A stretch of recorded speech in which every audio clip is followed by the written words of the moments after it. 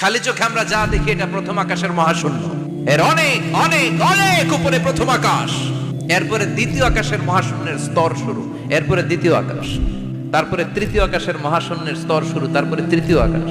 একটার চেয়ে আরেকটা বড়। প্রথম আকাশের চেয়ে দ্বিতীয় আকাশ কত বড় বলি, আপনার হাতের আংটিটা যদি সাহারা মরুভূমিতে আপনি ছড়ে ফেলে দেন, পুরো মরুভূমির তুলনায় আংটি যত ছোট, আল্লাহর দ্বিতীয় আসমানের তুলনায় আল্লাহর প্রথম আসমানটা ঠিক তত ছোট।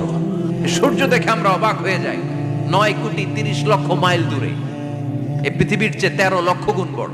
এটার সানশাইন, আলো আসতে পৃথিবীতে 8 মিনিট 18 সেকেন্ড লেগে যায়। তার মানে সূর্যই বড় না, সূর্যের চেয়ে অনেক বড় তারা আছে। সূর্যের পরে পৃথিবীর সবচেয়ে কাছের যে তারা বা স্টার, ওটার নাম হচ্ছে প্রক্সিমা সেন্ট্রাই, এরপরে আলফা সেন্ট্রাই এ, আলফা সেন্ট্রাই বি, ইটা ক্যারিনা, ব্যাটেলজিউস, এরকম একটার পর একটা তারা। যেই সূর্য পৃথিবীর চেয়ে 13 লক্ষ গুণ বড়, ব্যাটেলজিউস নামে একটা তারা